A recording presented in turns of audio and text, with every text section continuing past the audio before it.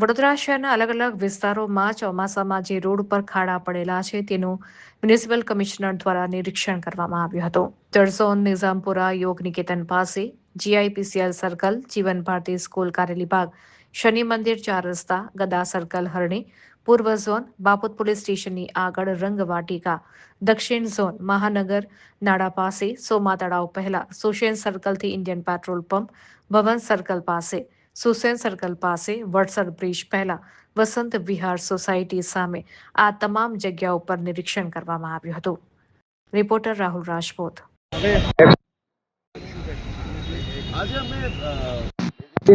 વરસાદ ઓલમોસ્ટ ડલ થયું છે. આપણે હોટમિક્સ પ્લાન્ટ આપણે લગભગ 300 એમપીની હોટમિક્સ પ્લાન્ટ આજે જોઈન કરીએ છીએ પોતાનો, અને પ્રાઇવેટ ઓપરેટરને પણ ચાલુ કરવાનું કીધું છે. ડિમાન્ડ પ્રમાણે લગભગ 2000 એમપીનું ડિમાન્ડ અમે ચાલુ કરી છે, જેથી કરીને અત્યારે એફઆઈઆર પ્રમાણે ટ્રાન્સફર કરવાનું છે. જે જગ્યામાં ખાડાઓ પડી ગયા છે, આલ્ટરનેટિંગ રોડ આવી ગયા છે, તમામ વિસ્તારમાં આજે કામગીરી શરૂ કરવામાં આવી છે. જ્યારે અમને ડ્રાય સ્પેલ મળે ત્યારે પેચવર્ક કરી શકે. આજે વરસાદ નથી એટલે આજે પેચવર્ક કરવાનું કામગીરી શરૂ કરી છે. અત્યાર સુધી 2-3 દિવસમાં અમે જે ખાડાઓ હતા ત્યાં ખાલી સીએનડી વેસ્ટ અને મોરમ જ નાખતા હતા. હવે બિટુમેન અને પ્લાન્ટ ચાલુ થઈ ગઈ છે એટલે કામગીરી શરૂ કરવામાં આવશે.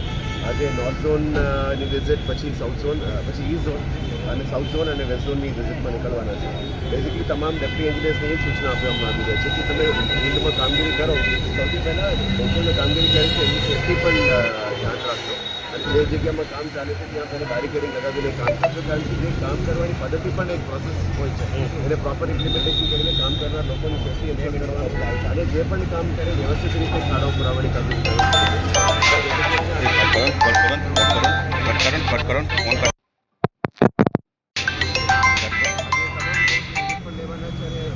હોટમિક્સ પ્લાન્ટનું પણ વિઝિટ લેવાના છે. આશા રાખી કે જ્યારે ડ્રાય સ્પેલ મળે અમે મેક્સિમમ પેચવર્ક એનું કરવાનું નક્કી કરીશું.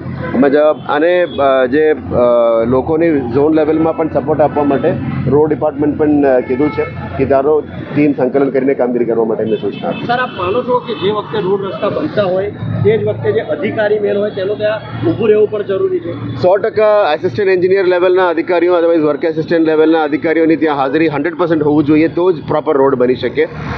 ગયા વર્ષે પણ અમે લગભગ મોટાભાગમાં પેનલ્ટી લેવા માટે જ આના કારણે જ પેનલ્ટી લીધી હતી.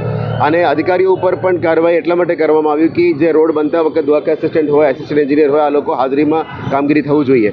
અને ખાસ કરીને જે કોન્ટ્રાક્ટ લીધેલા લોકો હોય એની પણ એક મોસ્ટ ઇમ્પોર્ટન્ટ પર્સન જે ટેન્ડર કન્ડિશનમાં છે એવા સિનિયર લોકો રહીને ના થાય. સાહેબ, જે રીતે તમે નિરીક્ષણ કરવા તો નીકળ્યા ખાડા તો છે, પરંતુ લોકોને પણ શું અપીલ કરવા માંગશો? કારણ કે હવે કામગીરી ચાલી રહી છે, ક્યાંક ને ક્યાંક એમનામાં પણ છુપો રોષ છે. અપીલ આટલું જ કરી રહ્યા છે કે થોડા આપણે રિક્વેસ્ટ કરીએ છીએ કે પેશન્સ રાખવાનું, કારણ કે આ લોંગ ટર્મ સોલ્યુશન કરવાનું છે. લગભગ 3000+ રનિંગ કિલોમીટરનું કામ જે અત્યારે લગભગ 10-15 વર્ષથી થયેલું હોય, એમાં અમુક રોડ્સ ડીએલપીનું ટાઈમ લિમિટ પૂરું થઈ ગયા હોય, અમુક રોડ ડીએલપી લિમિટની હોય, અમુક રોડ ડીએલપી લિમિટની બહાર હોય. મોટાભાગમાં રોડમાં કંઈ ડેમેજ નથી, પણ તમામ રોડ ડીએલપી લિમિટ 5 વર્ષ પૂરું થઈ ગયા હોય ત્યાં તો ખાડાઓ છે જ. અને બાકીના જે નોન ડીએલપી રોડમાં પણ ખાડાઓ છે, એને સુધારવા માટે આપણે સિસ્ટમ કરી રહ્યા છે. આ વખતે અમે જે લાસ્ટ યર કહેવા પ્રમાણે કન્સલ્ટન્સને પણ લાવી રહ્યા છીએ. જે રોડ ડિપાર્ટમેન્ટમાં પહેલાં કન્સલ્ટન્સ હતા જ નહીં, હવે દરેક ઝોનમાં પણ પ્રોપર ડિઝાઇનિંગ છે, એને જ લઈને રોડ ડિઝાઇન કરવામાં આવશે. જે આડેધડ રોડ બનતો હતો, અદરવાઇઝ કન્સલ્ટન્સી વગર જે પ્રોપર મોનિટરિંગ વગર રોડ ચાલતું હતું, આ ઉપર પૂરું કરવા માટે પણ નક્કી કર્યું છે કે અમે રિક્વેસ્ટ કરીએ છીએ કે આપ લોકો થોડું પેશન્સ રાખજો. જેટલું પહેલાં થઈ શકે તમામ ખાડાઓ પણ કરવામાં આવશે, અને જે મેજર રોડ્સ કરવાનું રહેશે એ ચોમાસા પછી અમે મેજર રોડ્સનું કામગીરી શરૂ કરીશું.